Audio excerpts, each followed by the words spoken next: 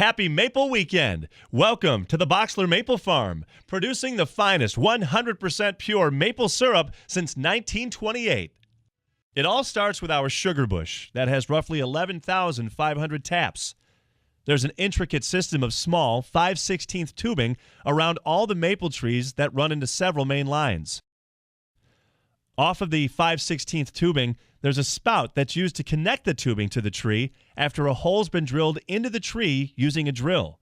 A plastic or stainless steel spout can be used.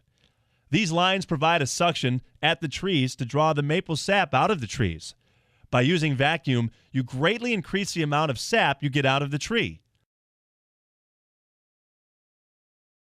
This vacuum is created by large vacuum pumps that we've placed in the sugar bush.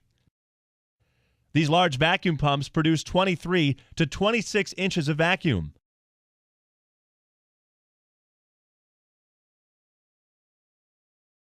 The sap then flows to a 6,000-gallon tank where it's collected with a semi to be transported to the sugar house.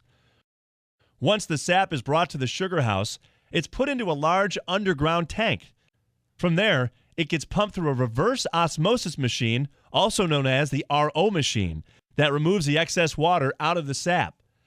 The sap going into the reverse osmosis machine has about 1.5% to 2% sugar in the sap, and once it's done going through the reverse osmosis machine, the sugar content in the sap increases from 2% to roughly 15%.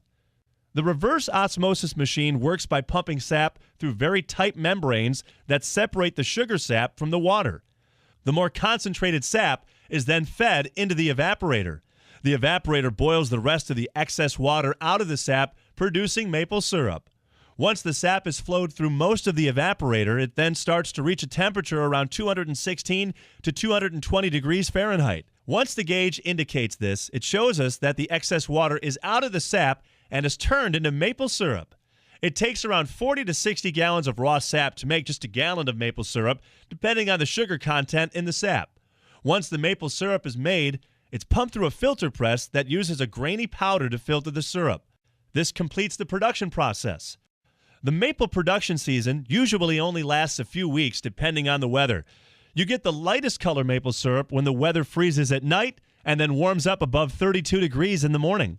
The warmer the maple season is and the later in the season it is, the darker the maple syrup gets and the flavor gets even stronger as well.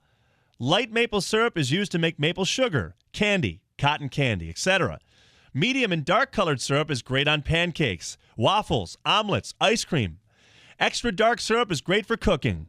Forced air evaporators like ours that use a fan blower to force air into the fire can reach temperatures around 600 to 800 degrees.